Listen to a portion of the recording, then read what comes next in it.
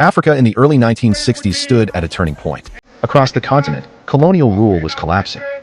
As a result, newly independent states faced internal divisions, fragile institutions, and growing external pressure. The question was no longer just about freedom. It was about what would come next.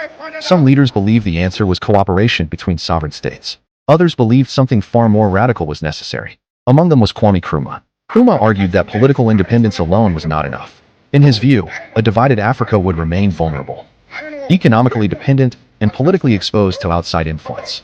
He proposed a different path, a single, unified Africa, one government, one military structure, one economic system, and he insisted that this transformation should not be delayed. To him, unity was not an ideal for the future. It was an urgent necessity. In 1963, African leaders gathered in Addis Ababa to define a collective direction. The meeting led to the formation of the Organization of African Unity, an institution intended to promote solidarity across the continent.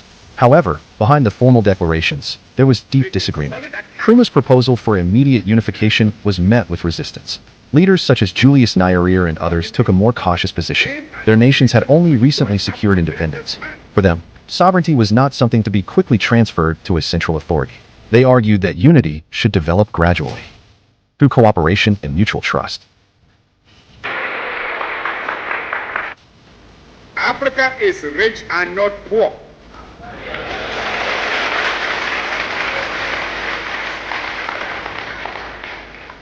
As the great wealth that has been taken out of our continent over 5 centuries. Economic coordination, diplomatic alignment, regional partnerships, political unification, if it were to happen at all, would come much later. This was not simply a difference in strategy. It was a fundamental disagreement about risk, timing, and control. Nkrumah warned that delay would weaken the continent. He believed that without immediate unity, Africa would remain fragmented and susceptible to external influence. Others believed that rapid unification could create instability. They feared that a centralized system, built too quickly, might fail under its own complexity. As discussions continued, compromise became the only viable outcome. The leaders agreed to form a continental body, the Organization of African Unity, but without the strong central authority Nkrumah had envisioned. It would encourage cooperation, but it would not enforce it. Member states would remain fully sovereign. The decision preserved independence, but it set aside immediate unity. In the decades that followed, Africa's trajectory reflected both the strengths and the limitations of that choice. Periods of cooperation, alongside internal conflicts, economic challenges, and continued external influence. For some, these outcomes justify the caution shown in 1963.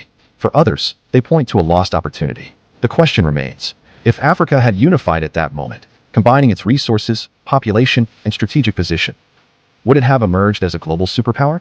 Or would the pressures of rapid unification have led to instability on an even larger scale? History does not give a clear answer.